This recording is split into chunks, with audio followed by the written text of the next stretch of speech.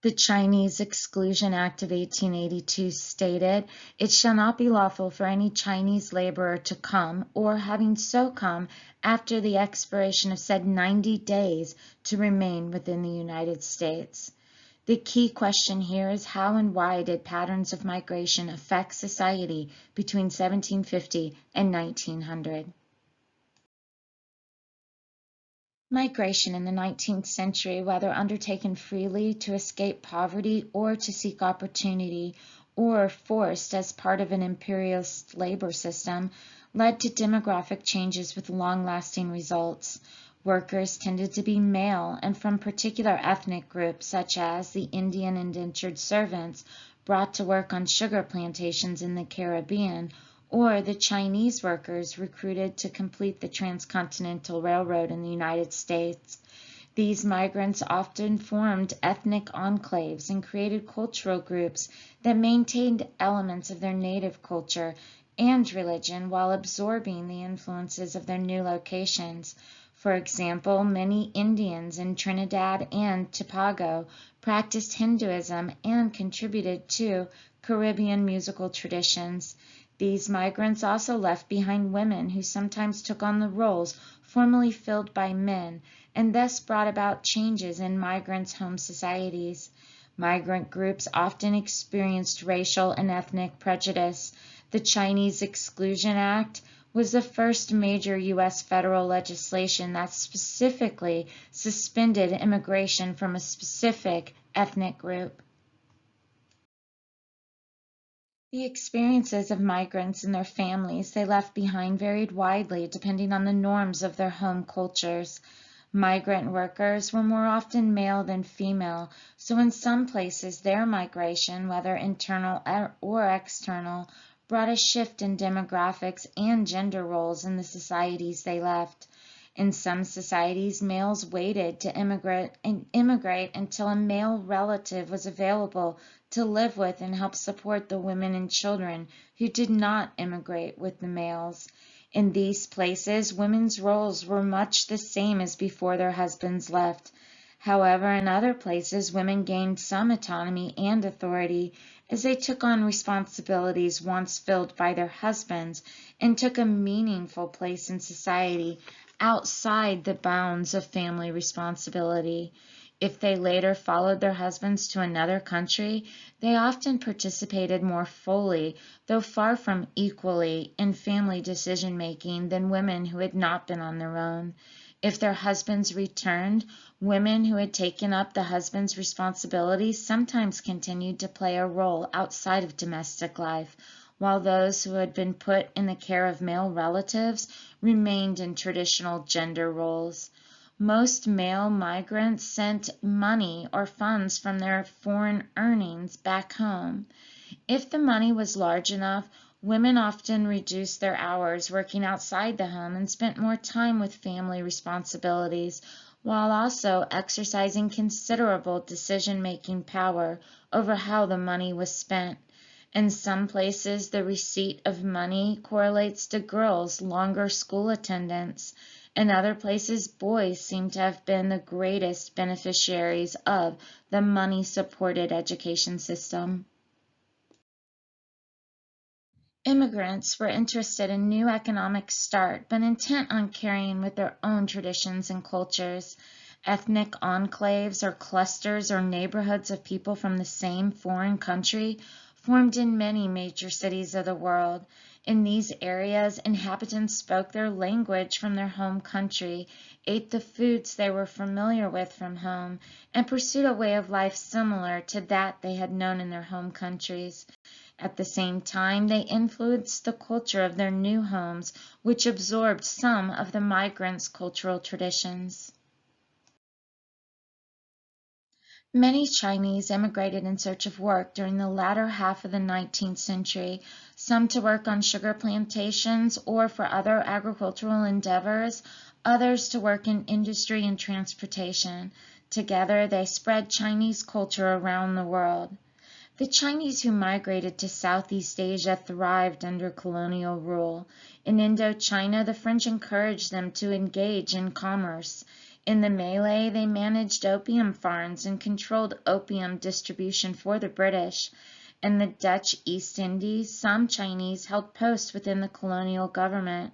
As time went on, many Chinese throughout the region became business owners and merchants, often founding family businesses. Some Chinese acquired great wealth as moneylenders or through international trade. By the end of the 19th century, the Chinese controlled trade throughout Southeast Asia and were a significant presence in the region. Chinese immigrants first came to the United States in large numbers during the height of the California gold rush. Many worked in mines, but others found work on farms or in San Francisco's garment industry. Chinese laborers became indispensable during the construction of the first transcontinental railway. Between 1847 and 1874, some 225,000 Chinese workers were sent to Cuba and Peru on 8-year contracts. Almost all of them were male, and 80% of them were sent to work on sugar plantations alongside African slaves in Cuba and replacing slaves in Peru, where slavery had been abolished. Other Chinese in Cuba were employed as servants in cigarette factories and in public work projects. Several thousand contract workers in Peru helped build the Andean Railroad and worked in the guano mines. In the 1870s, some Chinese built settlements in the Peruvian Amazon, where they were active as merchants and grew rice, beans, sugar, and other crops. In each area they lived, Chinese immigrants left their cultural stamp. Some Peruvian cuisine is a fusion of Chinese foods and ingredients and cooking styles of Peru. As in other areas, Chinese immigrants sometimes married local people and thus contributed to the multicultural diversity of the population. The British Empire abolished slavery in 1833. However, it was replaced with a system that was little better, indentured servitude. Indians were among the first indentured servants sent to work in British colonies.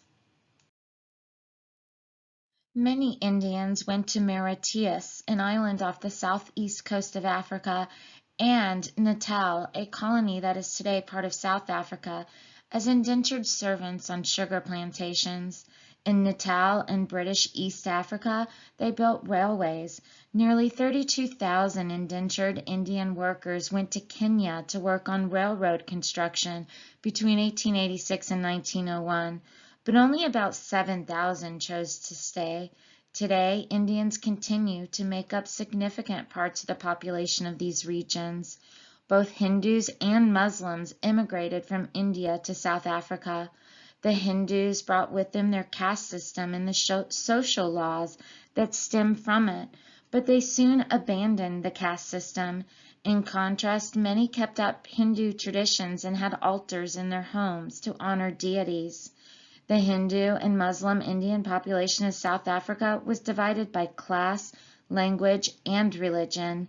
However, Indians in South Africa shared the injustice of discrimination, which became central to the work of a young Indian named Gandhi. He arrived in Pretoria, South Africa in 1893, where he intended to practice law. After suffering repeatedly from racial discrimination, Gandhi became an activist. He founded the Natal Indian Congress and worked to expose to the world the rampant discrimination against Indians in South Africa. In 1914, Gandhi returned to India, where he became a leader in the Indian nationalist movement against British rule.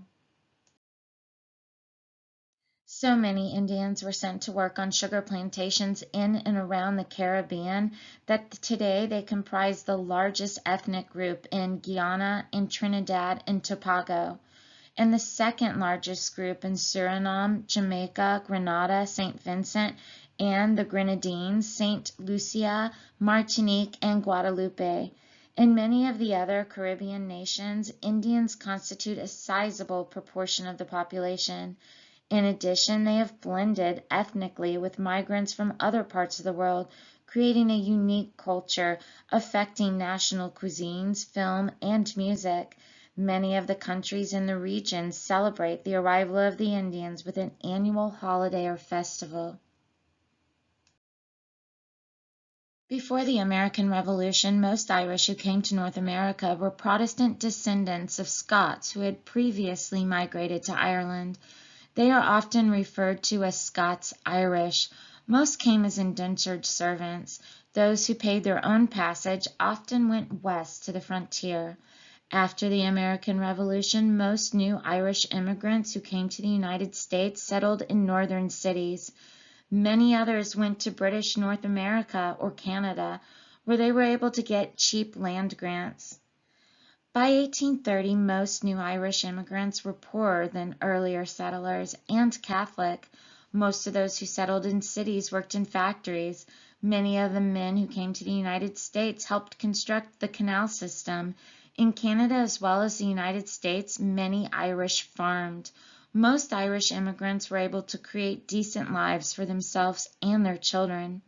Half of the 3 million Irish who fled Ireland during the Great Famine came to North America. Most of this huge wave of Irish immigrants faced many hardships, not the least of them anti-immigrant nativists and anti-Catholic sentiments in the United States. Nevertheless, immigration from Ireland continued strong after the Great Famine ended until the 1880s, when it gradually slowed. Many of these new immigrants were single women who came to the United States looking for work and husbands. More than half became domestic servants. Many of the men who came during this period were unskilled workers. Wherever they settled, the Irish in the United States spread their culture, their lively dance music, and holiday traditions, such as the celebration of St. Patrick's Day.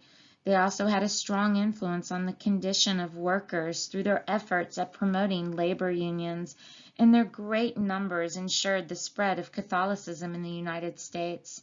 Second-generation Irish were often either white-collar or skilled blue-collar workers. Many became stars of the new popular culture that was taking root at the end of the century as boxers, baseball players, and vaudeville performers. Many second and third generation Irish, such as the Fitzgeralds and the Kennedys, became very wealthy and powerful. During the 18th and 19th centuries, only the United States surpassed Argentina in the number of immigrants it attracted. In 1853, Argentine Constitution not only encouraged European immigration, but it also guaranteed to foreigners the same civil rights enjoyed by Argentine citizens. In the late 19th and early 20th centuries, Italians made up almost half of the European immigrants to Argentina. Today, people of Italian descent make up more than 55% of the Argentine population. As a result, Italians have had an enormous influence on all aspects of Argentine culture and language. Argentine Spanish has absorbed many Italian words, and Italian is still widely spoken in Buenos Aires. Argentina was underpopulated and had an enormous amount of fertile land, which appealed to Italian immigrants. Most of them were farmers, artisans, and day workers. Wages in Argentina were much higher than in Italy. Agricultural workers, for example, could earn 5 to 10 times as much in Argentina as in Italy. In addition, the cost of living, even in Buenos Aires, was much lower than that of many rural Italian provinces. Both of these factors allowed most immigrants to raise their standard of living greatly in a very short time. By 1909, Italian immigrants owned nearly 40% of Buenos Aires' commercial establishments. Because they competed for jobs with native people and were willing to work for less, immigrants became targets of resentment and institutionalized discrimination. Because Chinese workers were hired for so many jobs in California, the California Constitution of 1879 included several provisions that discriminated against the Chinese. It prohibited the state, counties, municipalities, and public works from hiring Chinese workers. It prevented them and others who were not considered white from becoming citizens on the grounds that they were dangerous to the well-being of the state. It encouraged cities and towns either to remove Chinese residents from within their limits or to segregate them in certain areas. With many thousands of Chinese living in the United States by 1882, Congress banned further Chinese immigration by the passage of the Chinese Exclusion Act. Initially limited to a 10-year period, the policy was extended periodically and made permanent in 1902. This act, which was finally repealed in 1943, showed the discrimination in the United States. After the U.S. Congress excluded Chinese immigrants, some of them began to move to Mexico. Mexican President Porfirio Diaz promoted immigration as well as development, especially in the northern area bordering the United States. Rather than working as workers in mines or railroads, most worked as truck farmers, shopkeepers, and manufacturers. Before the Australian gold rushes of 1850 and 1860s, most of the Chinese in Australia were indentured laborers, convicts, or traders. During the gold rushes, the Chinese population grew to around 50,000. In response to the influx of Chinese miners, the Parliament of the Province of Victoria passed a Chinese Immigration Act in 1855 that limited the number of Chinese who could come ashore from each ship. Many Chinese got around this law by landing instead in South Australia. In December 1860, white miners in the gold fields of New South Wales attacked the area where Chinese miners were living, killing several and wounding many other. Several other attacks followed. One of the worst occurred on June 30th, 1861, when several thousand white miners attacked the Chinese and plundered their dwellings. In response to this violence, the New South Wales Legislative Council passed the Chinese Immigration Regulation and Restriction Act in November of that year. The act, eventually repealed in 1867, was an attempt to restrict the number of Chinese immigrants from entering the colony. After the gold rushes, the Chinese in Australia turned to other sources of income, such as gardening, trade, furniture making, fishing, and pearl diving. While Chinatowns or Chinese enclaves developed in cities across Australia, the Chinese made their biggest economic contributions in the Northern Territory and North Queensland regions. Eventually, however, anti-Chinese sentiment grew. Because the Chinese workers would work for less than white Australians, resentment increased. Anti-Chinese leagues also began to develop. Sound familiar? Although the number of Chinese in Australia was declining, they were becoming more concentrated in Melbourne and Sydney, and thus more visible. After 6 separate British self-governing colonies in Australia united under a single centralized government in 1901, the new Parliament took action to limit non-British immigration. The new Attorney General stated that the government's policy was to preserve a white Australia. The White Australia policy, as it was known, remained in effect until the mid-1970s.